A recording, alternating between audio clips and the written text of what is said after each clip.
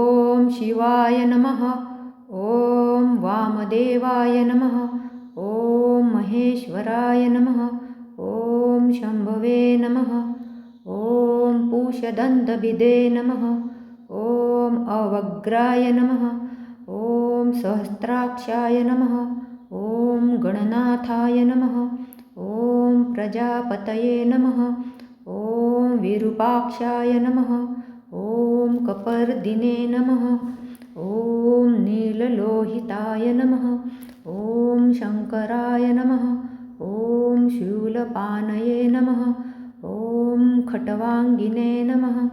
ॐ विष्णुवल्लभाय नमः। ॐ भक्तवत्सलाय नमः। ॐ भवाय नमः। ॐ शर्वाय नमः। ॐ त्रिलोकेशाय नमः। ॐ शितिकण्ठाय नमः। ॐ शिवाप्रियाय नमः। ॐ उग्राय नमः। ॐ पिनाकिने नमः। ॐ शशिशेखराय नमः। ॐ कपालिने नमः। ॐ कामारये नमः। ॐ कालकालाय नमः। ॐ कृपानिधये नमः। ॐ भीमाय नमः। ॐ परशुहस्ताय नमः। ॐ मृगपाणये नमः। ॐ जटाधराय नमः। ॐ श्रीकण्ठाय नमः। ॐ कैलासवासिने नमः। ॐ कवचिने नमः। ॐ कठोराय नमः। ॐ त्रिपुरान्तकाय नमः। ॐ वृषाङ्काय नमः। ॐ वृषभारूढाय नमः। ॐ भस्मोद्दुलितविग्रहाय नमः। ॐ त्रैमूर्तये नमः। ॐ अनीश्वराय नमः। ॐ सर्वज्ञाय नमः। ॐ परमात्मने नमः।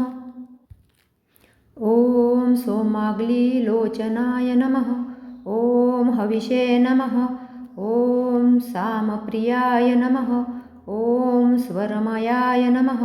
ॐ यज्ञमयाय नमः। ॐ सोमाय नमः। ॐ विश्वेश्वराय नमः।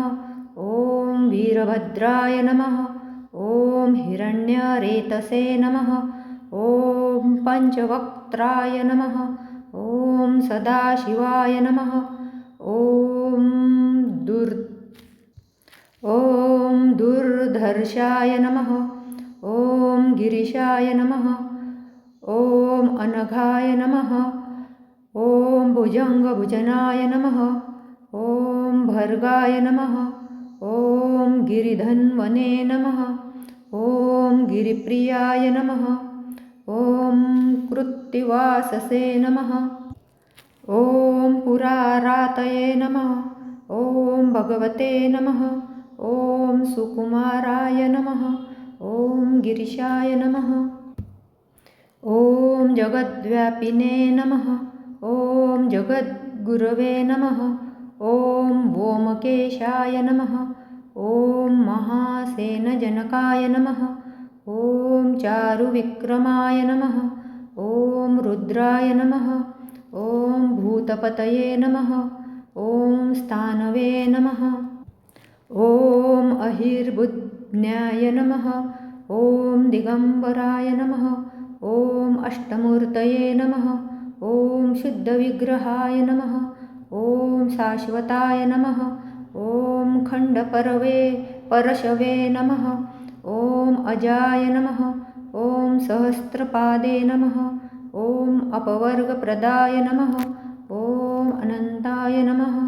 ॐ प्रमथदीपाय नमः। ॐ मृत्युञ्जयाय नमः। ॐ तारकाय नमः।